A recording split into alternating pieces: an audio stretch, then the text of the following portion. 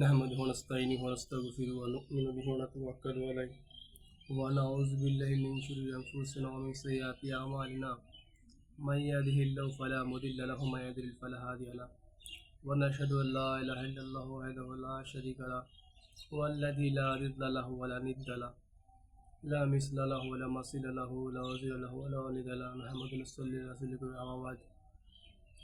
Alhamdulillah, my dear Muslim brother and sister, at first take my salam. I am Muslim, so I some to talk about Islam because Islam is the great religion in the world and Islam is the basic religion in the world. We cannot live without Islam because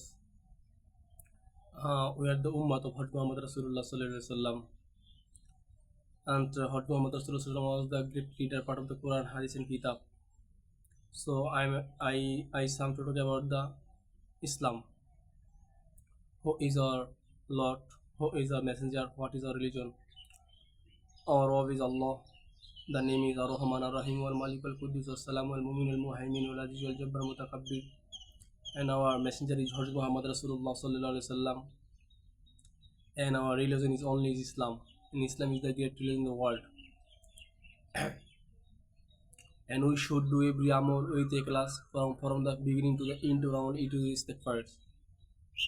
The Quran is the most authentic and original book in the world, whereof there is no doubt in it to guide and those who are muttaqin. And there is no difference between the black and white. Everyone is equal, totally equal, 100% equal as Islam. My dear Muslim brothers, মুসলমান কাকে বলা হয়? মুসলমান তো ওই ব্যক্তি যে ব্যক্তি নিজেকে সমস্ত পাপ কাজ থেকে হেফাজতে রাখে, যে ব্যক্তি সমস্ত নবীজির তরিকা সুন্নত তরিকার ভিতরে নিজেকে পাবন্দি করে এবং আল্লাহর হুকুম নবীর তরিকে চলার চেষ্টা করে এবং সুদ, ঘুষ, চুরি, জেনা, ব্যভিচার, অন্যায়, গীবত, চুগলখড়ি সমস্ত গুনাহ থেকে নিজেকে বাঁচিয়ে রাখে এবং সমস্ত আমল পাবন্দি করে এবং সবসময় আল্লাহ তাআলার ধ্যান খেয়াল তার অন্তরের ভিতরে রাখে, সেই ব্যক্তি হলো প্রকৃত মুসলমান।